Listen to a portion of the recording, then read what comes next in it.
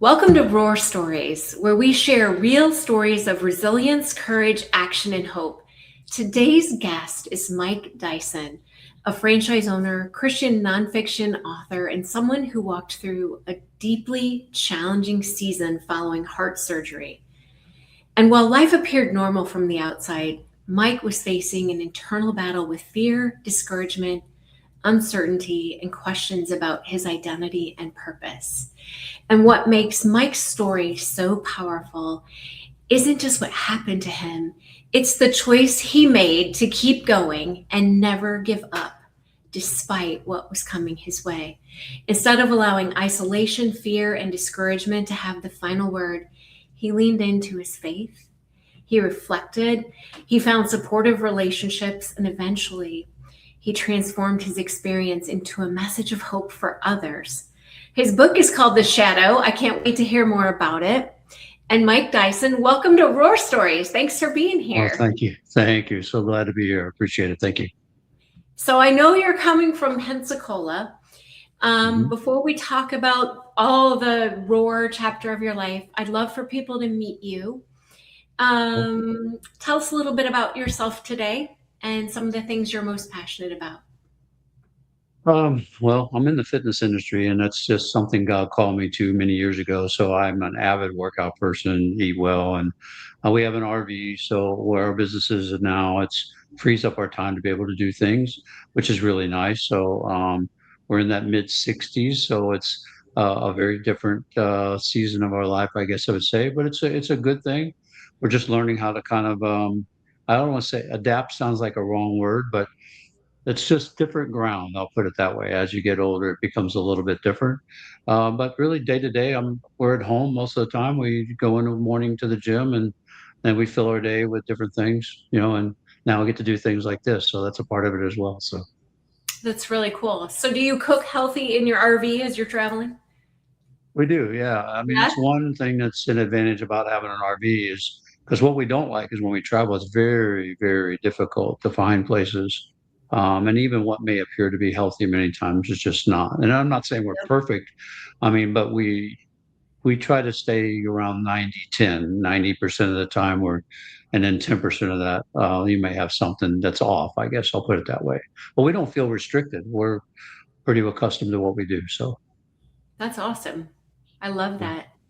And yeah, eating out is probably the biggest enemy of eating healthy. So, is, yeah, yeah. yeah, very cool. Well, let's go back a little bit Okay. and give us a context, maybe, and a little bit of this story leading up to your heart surgery. So, it's interesting as we were talking earlier, I was thinking you had a broken heart. Um, but it might have been broken in more than one way. Sure, I think it's weird. I won't go into my full story. Some of it's in my book and my acknowledgments, but things started off pretty rough in my life. So I think there was just a lot of trauma. My mom took me across the lines to have me aborted. She had narcolepsy first 12 years of my life. So it was just a kind of a lot of rejection and abandonment. And then God took me down this course. And I know we were chatting earlier, but I kind of drifted away from God for 13 years. And my life just kind of became a mess. Career wise, it was great, but it became a mess. And on a couch here in Pensacola, November 17th, 1993, I rededicated my life. And one of the first things that God said to me was to stop blaming. I had to stop blaming the people for my life, right? And it's interesting because I've taught on this. I think that many times like, here's the God of the universe. He could have said, like, I love you. I'm so glad you're here, or whatever. I don't know. But he told me what I needed to hear. So it set the course to begin the healing of my broken heart. That's really what happened, right? But now you fast forward, and there's a lot in between. I was in great physical condition. I still am. Matter of fact, there's no difference between me now physically than there was prior to my surgery. So, Wow. like many times people have surgery and they're like, wow, I feel so much different. Not me. I was already at a pretty high level. I worked out really hard. I played tennis 3 days a week and did other things. And I played guys 20 years younger than me, very That's intense. awesome. Um, but what happened is that I had a spell in September of 23. I felt like I was drunk.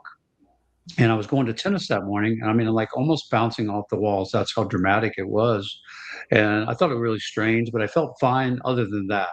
And so I thought, well, I'll go play tennis anyway. So people think that's crazy, but sometimes when you exercise, it makes you feel better. So I had that, Absolutely. yeah. So I had that spell, and then that was it. The next week, I had similar. I went, failed 2 EKGs. They admitted me. They found nothing, and Wow. they just sent me on my way home. The next week after that, 3 weeks in a row, I had another spell. They checked me in, did all sorts of tests, echoes, stress tests, everything. Everything came back with flying colors, and they couldn't find anything. They found troponin in my blood, which is a heart enzyme whenever you have like a heart Yeah. attack, that type of thing. But it wasn't elevated levels, high levels. So they just attributed it to my exercise level. They didn't attribute it to. They thought I had indigestion actually. So Wow. as we navigated, that was probably up until around the middle of October. And I just kind of kept, I knew something wasn't right.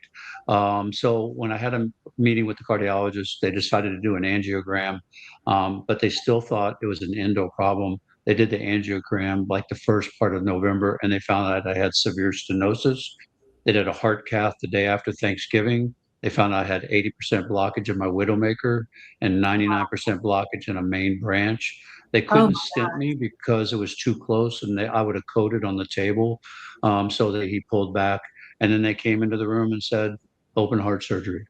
wow. So it was like getting hit by a truck. I went from 0 to 100. It was grief. I was grieved to my core. I don't know how to explain it, other than I just know it was grief. And I was really blessed. September of that September when I had that issue, a surgeon moved from Fort Myers and brought a special procedure, which because of my health, I was eligible. They usually only do a single bypass, but he did a double through the side. 6.5 hours later was, the surgery was over, 8 days ICU, and then I came out and I was back on the tennis court in 8 weeks.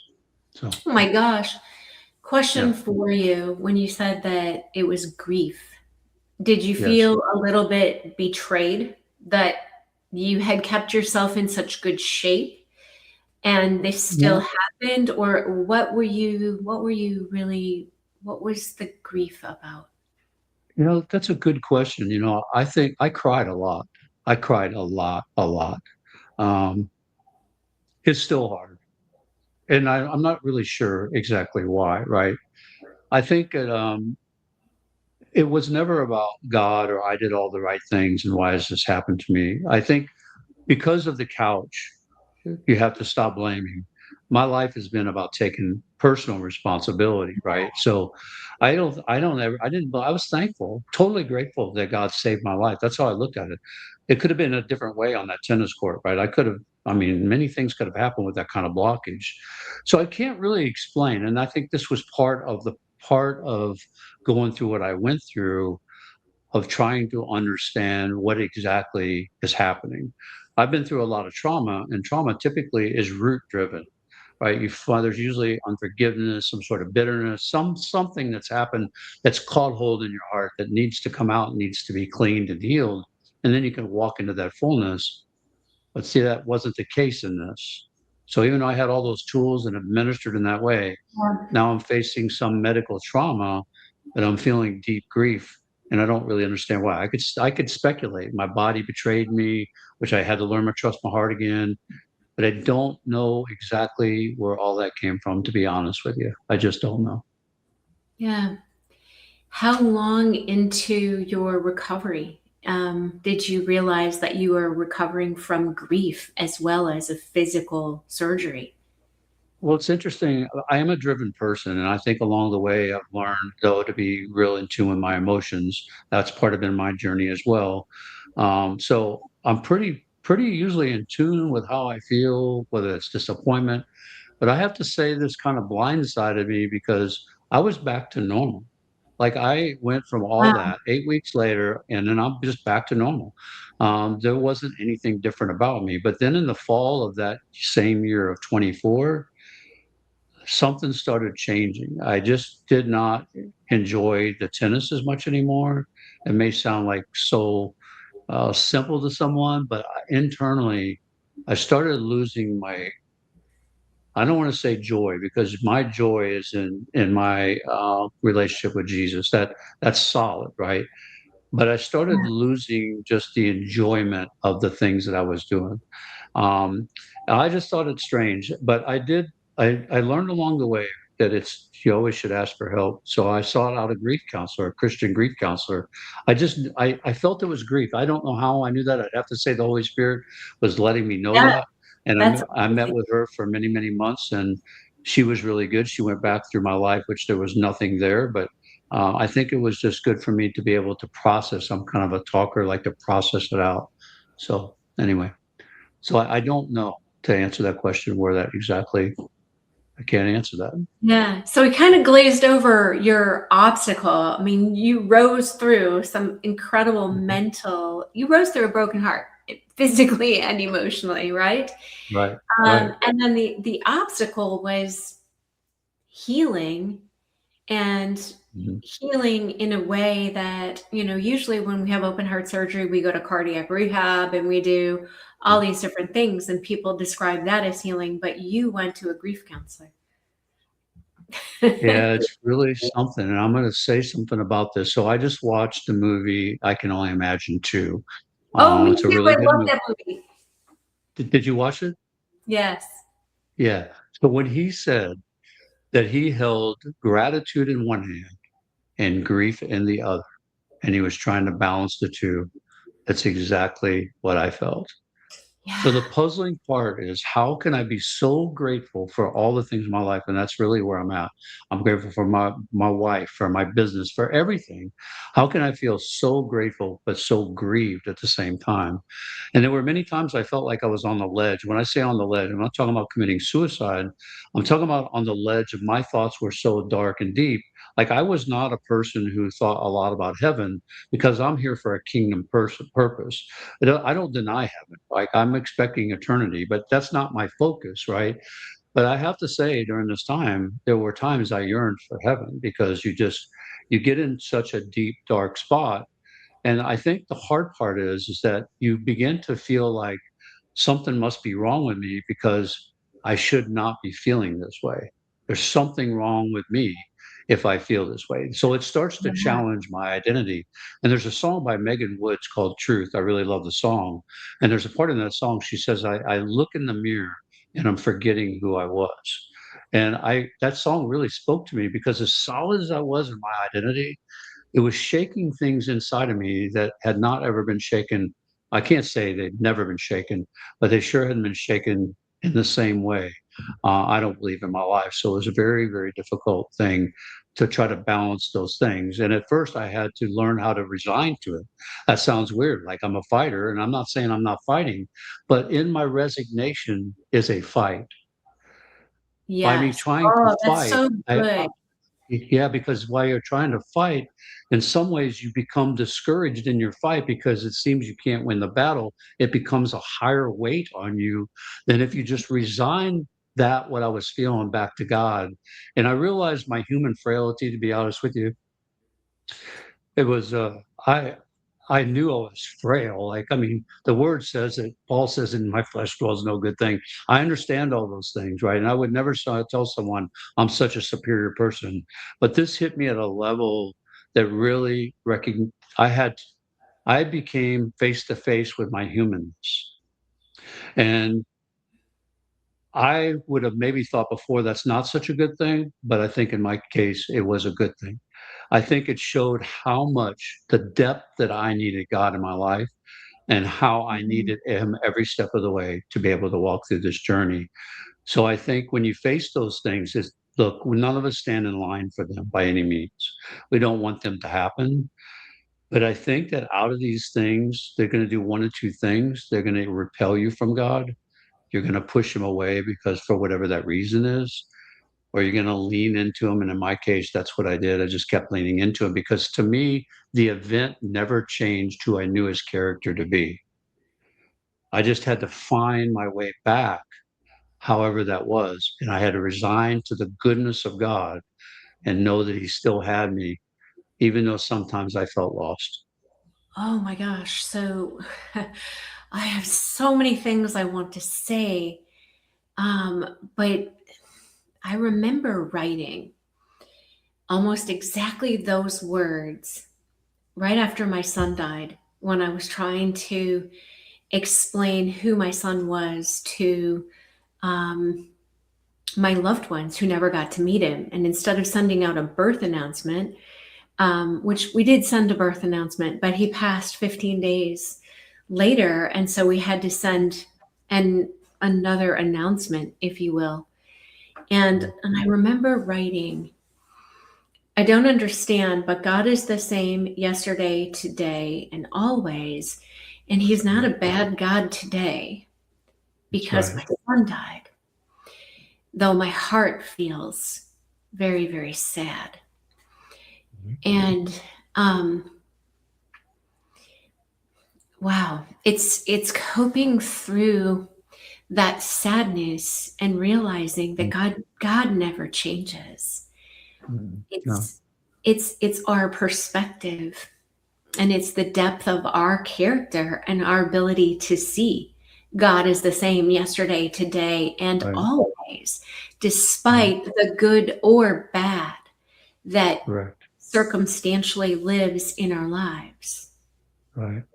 Because if I begin to allow the shadow, and we'll come going back to this part of my book, but if I begin to allow the voices of the shadow of death to tell me something otherwise of what he truly is, it will begin to move me away from the very one that the only one that healing can come from. Yes. It will extend the process because I'm not leaning into the one who can bring the healing because he's the healer.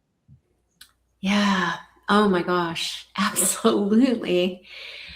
Oh, yeah, it's just when we allow the fear and the doubt that God is changed, then we lose sight of who God is, which means then he can't heal our pain in the way That's that he. correct, right? Because Yeah. faith is the substance of things hoped for. And then through that, our hope becomes diminished, which means our faith becomes diminished. And he said that without faith, it's impossible to please him. But not only believe that he's a God who is, but he's a rewarder of those who diligently seek him.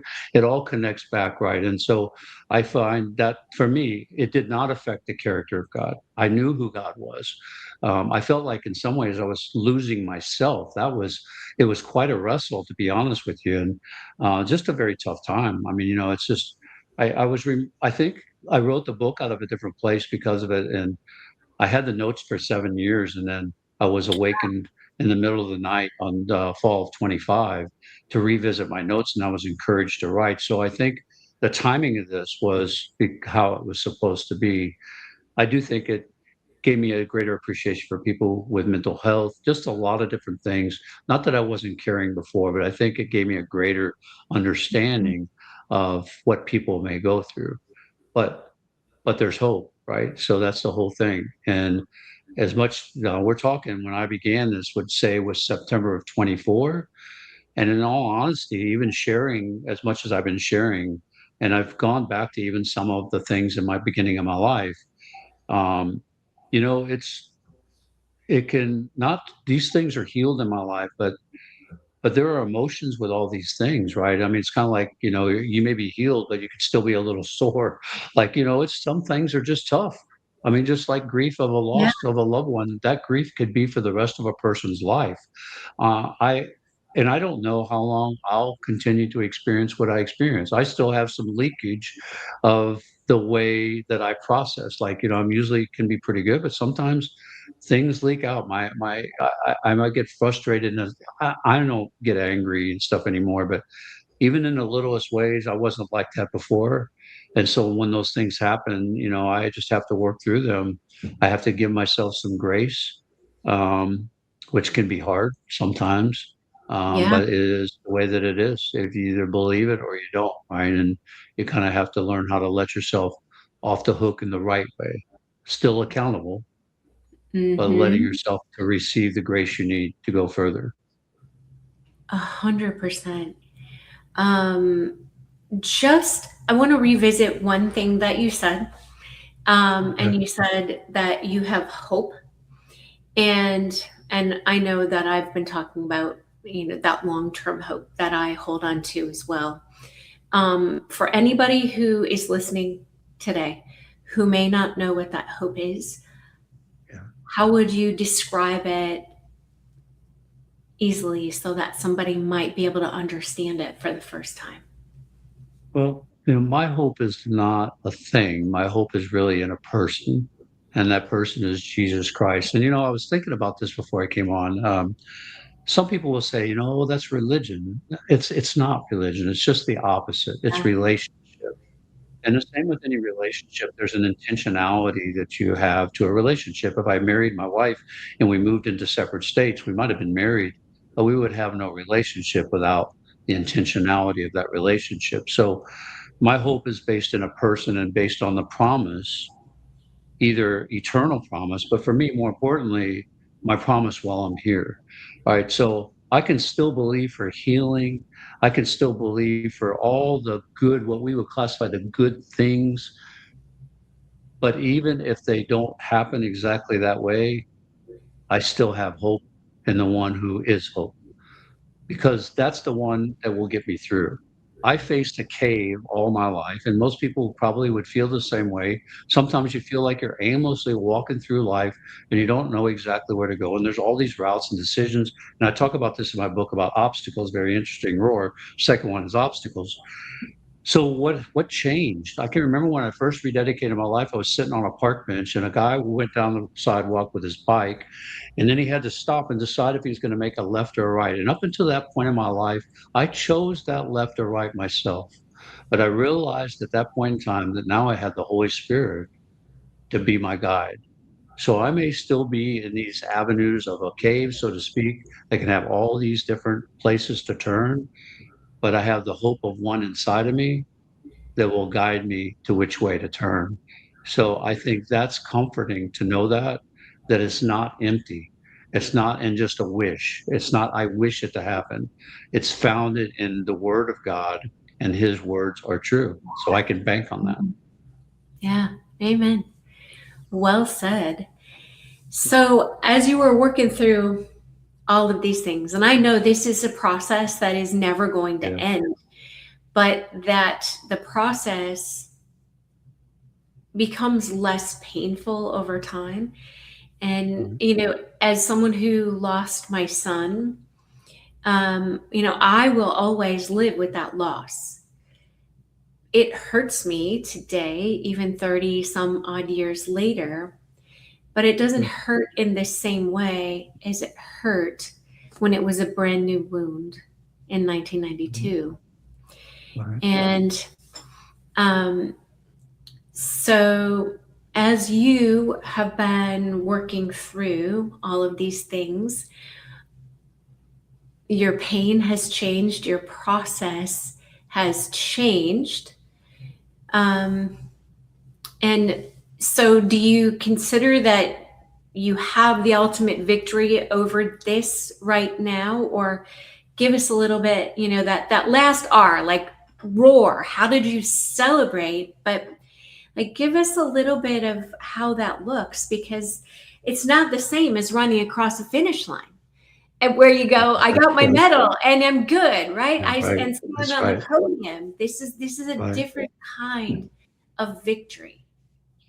Correct. I think couple things. One, I think I celebrated along the way. The only thing that got me out of myself was talking to others about my hope, which is Jesus, right? So I talked to a lot of people, and by sharing him, and I'm also on groups, heart groups, where I was able to encourage other people. So for me, when I was in those moments, it got me out of my darkness because it got me out of myself. So I think I was celebrating in those moments, but then I would have to step back in the darkness, so to speak, right? So, but it was great, right? I mean, to be able to do that. Um, I think celebrating now is that um, I am very grateful that I am no longer on the ledge. Those were some pretty perilous times. And again, I want to be clear when I say on the ledge, because people could misconstrue and think I was suicidal. I was not. When I say on the ledge, I'm talking about when thoughts and things oppress you so much whatever they may be, fears or the doubts, the crashing against your identity. Will it always be like this? Why do I feel this way? How could I feel this way? All those things that you're going through, they seem to squeeze on you so much you can almost feel like you're on the ledge, like I just Yeah. can't bear this anymore, right? Right. So I think for me, I had not experienced, I don't think anything like that in my life, to be honest with you, to where I had to battle that day in and day out. So my celebration now is to know that I'm not facing ledge moments anymore. Now I am still coming out of some of this. So I am not completely where it's not affecting me anymore. I just said I ooze sometimes in some ways. Uh, so I think celebration is that I am no longer in that deep darkness where I would pull back and isolate and all the things you may even know not to do, but there's Yeah. comfort when you climb inside yourself, right? Yes. There is. But I know that I can't stay there. I've been through enough of my life. I can't stay there. But it's hard not to jump into that many times. So I'm glad that I'm not doing that anymore for sure. So that's a celebration for sure. Yeah. That's, we all need to hear that because, right? Even a dog, right? When they're hurt, they go in a corner and they lick their wounds. Yeah. And, Mhm. we're not a lot different. Yeah, Um, and I want to say something real quick. I think sometimes people say this too shall pass, these comments that are made, and they seem so flippant in some ways. I mean, it is the truth that this too shall pass. But for people that are hurting in deep levels, and in which I really feel that I went through a really dark season. So, and people that are listening to this, if they've been through a dark season, or maybe they're in a dark season, it's yeah. not cliche to say that it will pass. I don't know when it will pass, right? Because every day I hoped mine would pass, but it didn't always pass. But again, I have to go back to the anchor of my soul and know that it will. I just don't know Yeah. the window of that. And if I get my eyes so much on a window, it will discourage me more than staying in hope. So I think it's a very delicate thing to go through, but it is something to know that it will pass. It will, especially and most importantly, if you're hanging on and leaning into the right person. Yes. You brought up the movie I Can Only Imagine. Yeah. And the song from the first movie, um, I can only imagine what that day will be like when I meet Mhm. Jesus. Is Yeah. the It's is the the faith. crux of the song, and he's asking in the chorus, "Am I going to stand up? Will I even be able to Yeah. stand up? Will I Yeah. sing? Will I be able to speak? What Yeah. am I just going to be so overwhelmed by being in the presence of God that you know what will it be like?" And Mhm. I love that song because I know that there's a lot of the pain that, I've experienced in losing my son and various other losses, that the pain changes and um, it's different over time. But I know on that day, I Mhm. imagine that it will be gone. Right. And that is the ultimate hope. And not erased, but it will be made beautiful. Right. And I don't have words to describe it, right? Because it's God. Right. But Right. that is the ultimate hope. And there's some days when that hole in my heart feels so big that, I just say, God, I'm ready now. And Right. and I'm really looking forward to that day. And that Right. when I catch myself thinking that, I think, wow, that's hope. That's Right. real, true, powerful, wonderful, God-given hope. And Right. that hope can get me through right now. Right. I think too is that as unfortunate as these things are, again, I think many times God gets blamed for the things that happen. There's an enemy out there. There's also the fall of man in general. These things happen, right? But I don't remember what it's called, but the broken vessels where they put the gold inlay, and they make the vessel again. I forget what that's called. But God will use the things in our lives to help other people, because not only people to hear what it was that you went through, that may be the crack portion, but the victory that you had in coming out of it, right? Because that's just as important.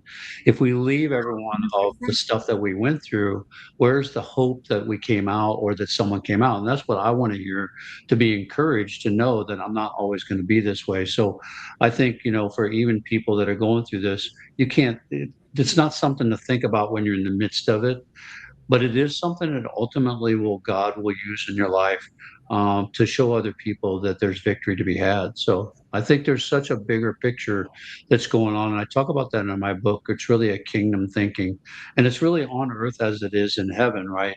So I think that's a mentality that can be hard to maintain, but it doesn't negate the fact that it's a mentality that we should have just the same. Yes. Amen. You just summed up the Roar Gallery. That's good. That's exactly why the Roar Gallery is here, to encourage people who are in the battle right here, right now, to never give up.